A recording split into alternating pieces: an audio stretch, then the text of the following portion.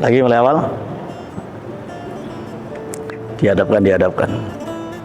View-nya keren deh. Ben. Assalamualaikum warahmatullahi wabarakatuh.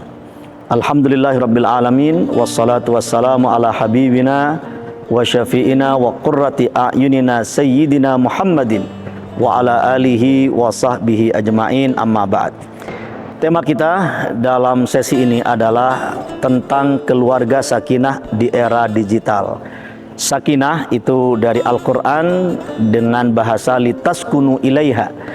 Biasanya ada istilah sakinah, mawaddah, warahmah, disingkat samawa atau samara. Itulah kondisi ideal di tengah keluarga. Tapi kadang di era digital, samawa itu dipelesetkan dengan sama-sama main WA. Satu keluarga, kadang satu ruangan, tapi semuanya pegang HP-nya masing-masing dan sama-sama main aplikasi yang disukai oleh masing-masing anggota keluarga. Tentu kondisi yang semacam ini, realita berbicara, menyebabkan keluarga itu tidak terwujud samara, sakinah, mawaddah, warahmah sesuai yang diharapkan dan dituntunkan oleh kitab suci Al-Quran. Misalnya para pemirsa sekalian, yang pertama, sakinah. Sakinah itu tenang. Sekarang keluarga itu dihadapkan dengan kondisi yang tidak tenang. Bukan rame dengan suara anak, bukan rame dengan suara guyonan anak, dengan mainan-mainan keseharian mereka, tapi rame dengan notifikasi, ramai dengan suara game dari anak-anak yang bermain aplikasi sesuai hobinya masing-masing. Tentu ini sesuatu yang tidak nyaman dari segi kondisi ideal dari kata sakinah itu. Kemudian yang kedua adalah mawaddah. Mawaddah itu cinta. Biasanya diistilahkan dengan cinta yang menggebu-gebu. Cinta milik pasangan yang baru menjadi pasangan muda. Yang laki-laki masih kuat, perempuannya masih cantik, dan seterusnya. Kondisi cinta ini ketika berada di era digital kadang dihadapkan sepasang suami istri berada dalam satu sofa, satu ruangan, tapi seakan-akan dunianya berbeda karena layar yang dihadapi menampilkan sesuatu yang berbeda. Mereka satu ruangan tapi tidak satu hati, satu sofa tapi kemudian tidak berada dalam satu perasaan dan jiwa yang sama. Yang ketiga, rahmah. Rahmah ini artinya saling memahami, saling memaklumi kekurangan masing-masing, saling menghargai. Biasanya karakter yang ketiga ini direkomendasikan bagi keluarga yang sudah kawakan, pasangan yang sudah lama, yang sudah makin muncul kekurangan-kekurangan. Yang laki-laki tidak sekuat dulu, istrinya tidak secantik dulu, maka harus ada rahmah, seperti cinta orang tua terhadap anaknya, yang tidak minta timbal balik dan memahami segala kekurangan anaknya. Maka sama sepasang suami istri yang harus memiliki karakter rahmah ini harus saling memahami kekurangan masing-masing, bahwa itu semua adalah paket dan kuncinya adalah terus senantiasa fokus dan mengingat kebaikannya. Para pemirsa sekalian, di era digital, rahmah ini seakan-akan bisa saja terancam. Kenapa? Karena media sosial tuntutannya sangat banyak, demikian juga yang disukai oleh masing-masing pasangan sudah berbeda. Anaknya suka game, ayahnya suka Facebook, istrinya atau ibunya suka buka aplikasi-aplikasi belanja online dan seterusnya. Maka kerja menjadi capek, aktivitas makin banyak, informasi semakin deras. Demikian juga tuntutan-tuntutan media sosial. Tiap anak, tiap usia, tiap jenjang dan tiap status anggota keluarga memiliki tuntutan-tuntutan yang sama itu. Maka kita memahami itu semua, para pemirsa sekalian, sebagai sebuah pekerjaan rumah tangga yang harus kita selesaikan. Bagaimana caranya? Paling tidak ada 3 hal. Yang pertama adalah saling mendoakan. Tiap anggota keluarga harus punya komitmen untuk mendoakan yang lain. Tentu setelah mendoakan diri sendiri. Misalkan anak senantiasa mendoakan orang tuanya. Rabbi firli wali walidayya warhamhuma kama rabbayani shaghira. Orang tua mendoakan anak-anaknya, Rabbi habli minas salihin, Rabbana hablana min azwajina wa dzurriyyatina qurrata a'yuni waj'alna lil muttaqina imama. Doa supaya anak kita menjadi anak-anak yang soleh, keturunan yang soleh dan solihah, anak-anak dan pasangan hidup yang menjadi qurrata a'yun, orang yang ketika dipandang menyenangkan hati dan mata. Bagaimana kita juga mendoakan Rabbi ja'alni muqimas salati wa min dzurriyyati Rabbana wa taqabbal du'a. Ya Allah, jadikan aku dan anak turunku orang-orang yang bisa menegakkan salat, dan kita senantiasa juga berdoa untuk orang tua kita. Rabbana ighfirli wa liwalidayya walil mu'minina yauma yaqumul hisab.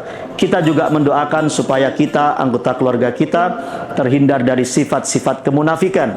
Kita membaca doa Rabbana atmim lana nurana waghfir lana innaka ala kulli syai'in qadir. Kita juga mendoakan mereka supaya mendapatkan perlindungan 24 jam dalam satu hari. Jangan sampai kemudian kita yang memiliki karakter terbatas ini, kata orang Jawa, lost doll, lepas, tidak mendoakan mereka. Kita mohon perlindungan untuk anak-anak kita dan anggota keluarga kita kepada Allah, dan Allah adalah zat yang maha melindungi hamba-hambanya dengan kita membaca doa wa inni u'idzuha bika wa dzurriyyataha minasyaitonir rajim. Demikian juga doa-doa yang lain. Intinya kita saling menciptakan iklim, saling mendoakan di tengah keluarga kita, karena yambaghi likulli da'in an yad'u lahu wali auladihi wali walidihi. Ketika orang berdoa, selain dia mendoakan dirinya sendiri, maka sepatutnya dia juga mendoakan orang tuanya, mendoakan leluhurnya, mendoakan anak cucunya, mendoakan keturunannya. Setelah saling mendoakan, yang kedua, para pemirsa sekalian, kita harus saling mendukung. Terkait dengan teknologi, terkait dengan era digital, kita harus menciptakan di tengah keluarga kita 4 hal yang kita singkat dengan DIBA. D-I-B-A. D itu deal, kita membuat kesepakatan jam berapa dan selama durasi berapa jam, berapa menit anak-anak main game, anak-anak bisa scrolling, anak-anak bisa bermedia sosial. Harus ada kesepakatan yang itu bisa ditandatangani. Supaya apa? Mereka menjadi pribadi yang bertanggung jawab, dan tidak hanya diikuti oleh anak, tapi juga diikuti oleh anggota keluarga yang lain, terutama juga kita sebagai orang tua. Setelah itu ilmu. Yang kedua adalah ilmu. Semua harus diilmoni. Anak-anak ketika berselancar di media sosial, mereka bermain game apapun, mereka harus tahu apa tujuannya, apa manfaatnya, bahwa media ini apa manfaat yang bisa mereka dapatkan melalui semua fitur-fitur yang ada. Orang tua harus memberikan ilmunya. Lalu yang ketiga adalah B, batasi. Kita memiliki batasan-batasan sebagaimana sudah disepakati dalam aspek yang pertama. Lalu yang keempat, A, awasi. Dalam arti kita melakukan controlling. Ketika sudah ada kesepakatan yang ditandatangani oleh masing-masing orang tua, maka tentu kita harus melakukan pengawasan. Jangan sampai peraturan itu cuma macan kertas yang tertempel di tembok rumah tanpa ada evaluasi, ada reward, ada punishment, atau ada konsekuensi. Kemudian di antara aspek saling mendukung adalah keteladanan. Maka orang tua juga harus memberikan keteladanan untuk anak-anaknya, termasuk dalam aspek penggunaan digital atau media sosial. Mereka juga harus menjadi pribadi yang role model dan human modeling. Kemudian kita tetap dalam aspek saling mendukung, kita harus menciptakan aspek spiritual. Dengan kata lain, kuatkan spiritualitas di tengah keluarga kita.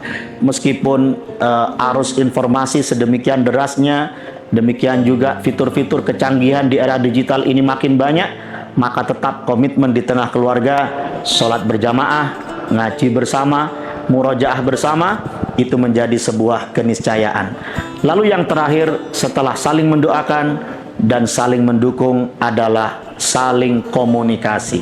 Komunikasi bisa diartikan secara harfiah, tapi komunikasi bisa juga berupa akronim, singkatan dari teko, muni, dan kasih. Teko dalam arti jangan habiskan hari-hari jam-jam, menit dan detik kita dengan berselancar online, dengan kemudian kita berada di satu ruangan tadi, tapi kemudian semuanya asik dengan HP-nya masing-masing. Tapi harus teko, dalam arti harus ada momen kita offline, dan itu harus diperbanyak di tengah keluarga kita, di tengah ruang keluarga, di ruangan apapun di rumah kita. Demikian juga di tempat-tempat rekreasi bersama keluarga. Secara offline kita harus teko, harus saling silaturahim, harus sering kita bermuajahah, bertatap muka, berkomunikasi secara langsung, mendengarkan apa yang menjadi cerita anak-anak kita atau pasangan hidup kita. Inilah prinsip teko. Lalu yang kedua adalah muni, harus bicara. Jangan sampai kata orang Jawa, grundel nok buri.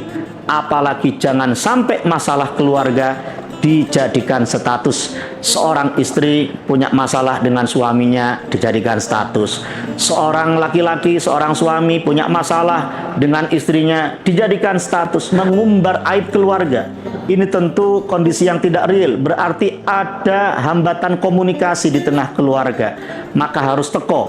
Setelah teko kemudian muni menyampaikan apa yang menjadi masalah di tengah keluarga, apa yang tidak dicocokkan oleh hati suami terhadap istrinya atau sebaliknya, orang tua kepada anaknya. Orang Arab mengatakan bisarahah rohah, dengan terus terang engkau akan menjadi tenang.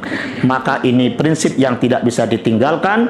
Dan jangan lupa yang terakhir, kasih, bahwa teko, muni, komunikasi itu semuanya harus didasarkan dengan ketulusan, harus didasarkan dengan keikhlasan, harus didasarkan dengan rahmah dan kasih sayang.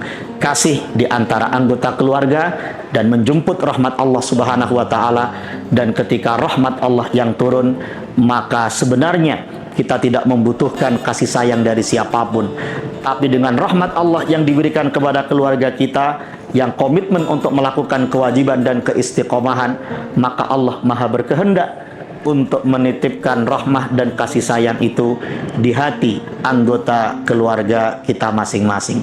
Demikian kajian ini, semoga menjadi ilmu yang bermanfaat dan menjadi sesuatu hikmah di tengah keluarga kita, sehingga kita dan keluarga kita menjadi orang-orang yang diberi kenikmatan oleh Allah, kenikmatan sehidup sesurga. Di dunia kita dikumpulkan bersama mereka, di akhirat semoga Allah mengumpulkan kita semuanya di surga Allah yang penuh dengan kenikmatan. Amin ya rabbal alamin. Wallahul muwaffiq ila aqwamit thoriq. Wassalamualaikum warahmatullahi wabarakatuh.